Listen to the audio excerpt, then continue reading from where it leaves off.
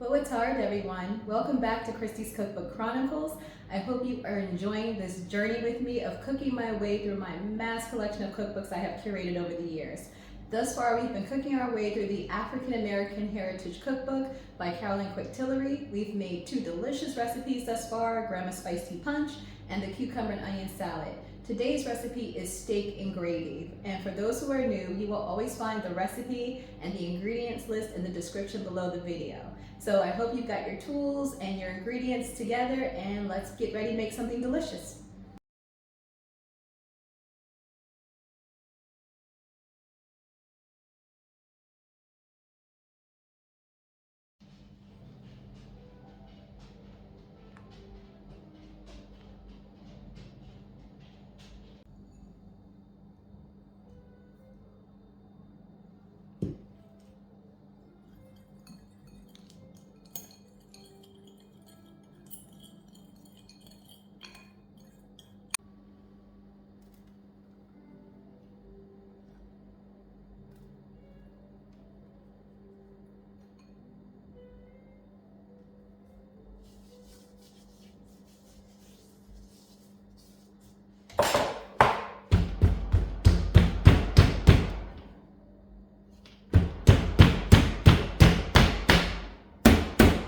Okay, now that we have seasoned our meat with the flour and the seasoning mixture, we're going to heat 2 tablespoons of the vegetable oil and 2 tablespoons of the butter, and we're going to brown the meat on both sides for 5 minutes.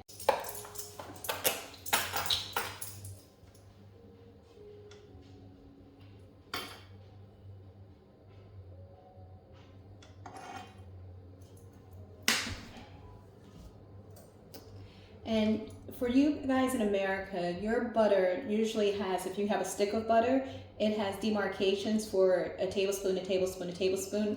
1 stick of butter usually has 8 tablespoons of butter in it. I have a different type of butter here. We don't do tablespoons in Europe. We're on the metric system, so I usually eyeball it anyway. So I'm putting 2 tablespoons of butter in here with the oil. So we're gonna let that all melt, and then we're gonna fry our steak. So your steak should be no more than 1 inch thick. We weren't pounding the steaks to get them thin like a paillard cut. We were pounding them in according to the cookbook to get the seasoned flour to penetrate a little bit into the meat. But again, you still don't want the steaks to be more than 1 inch thick. And we're just cooking this on each side for about 5 minutes to brown them, and then we'll put them in a Pyrex dish because we're going to finish them in the oven. So if you check the recipe below the video, it says to put it in an oven that is at 325. So I would suggest if you haven't already preheated your oven, you do so now while your steaks are cooking. But this is a good side note. If you're going to prepare anything, always read the recipe all the way through so that there's no surprises. So you know exactly what needs to be done. So you know you need to preheat the oven before you even start cooking, and that way you're ready to go when this step is complete. So already the one side is looking quite nice. It's nice and brown and kind of a caramel color. I'd probably let that cook another minute on that side. But we're going to finish the 2 pieces that I have. We're going to finish those off, browning them in the saute pan, and then we're going to put them in a Pyrex dish and go on to our next step, which include making a roux. So now that our steaks have been browned on both sides and they are beautiful, beautiful crispy brown, we now need to saute our garlic and onions. And so, I don't know if you can see in the pan, I think you can, but you'll see these little brown caramelized bits. We want all of that, that's good. So if you want to, you have to kind of feel it out. The recipe doesn't say that. I'm just gonna put a little bit more butter in the pan so that I can saute the onions and garlic. And we're gonna get those nice and translucent, just see-through for the onions, the garlic to be fragrant, and then we'll take it from there. So now here we have our onion that is fully chopped, our 3 cloves of garlic. Let's just put that into our nice hot pan. It's going to smell delicious.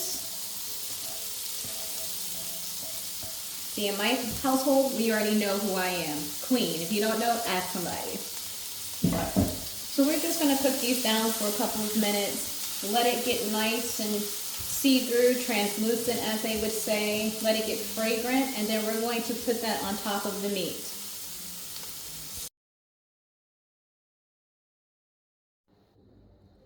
So now that we've sauteed our garlic and our onion, and the onion has become transparent where you can see through it, we're just going to put that on top of the meat.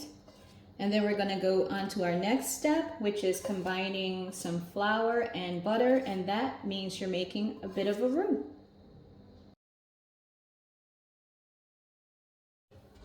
So the next step in our recipe calls for us to add 2 tablespoons of butter to 2 tablespoons of flour.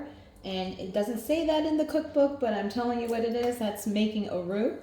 And so anytime you add equal parts of flour to equal parts of butter or any other fat, you're making a roux. So we're going to stir that together.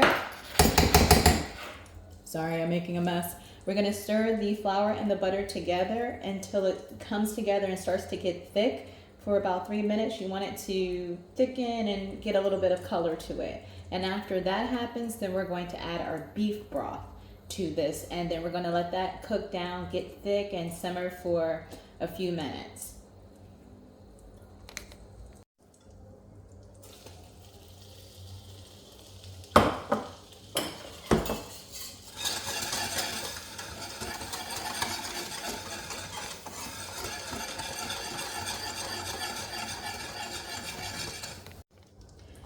So now our roux has started to turn this really pretty brown. I don't know if that's coming across on the video, but it's a beautiful, gorgeous color.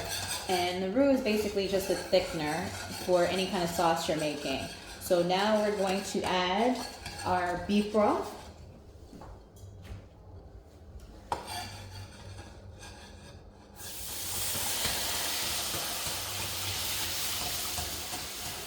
And we're going to let that cook.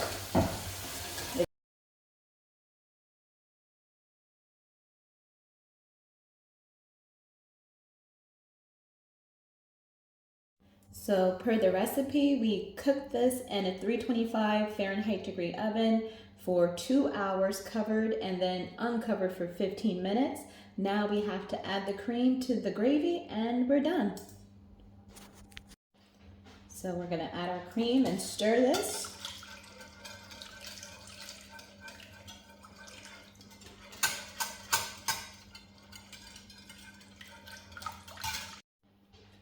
So again, this is the finished product. I think I would add a little bit of flour to this gravy just to make it a little bit thicker, but again, I'm going to let it sit overnight. I would probably be a little bit more liberal with the salt, but that's up to you to decide. So when I made the gravy, I found it to be a little bit thin after adding the cream, after everything was cooked. So I made what they call a beurre manière, which is French for kneaded butter. It's basically a raw roux, equal parts butter to flour. So I use 1 tablespoon of butter, 1 tablespoon of flour. I'm going to add that to my gravy to thicken it. But again, your cuisine, your rules, do what you like. But that will conclude our steak and gravy recipe.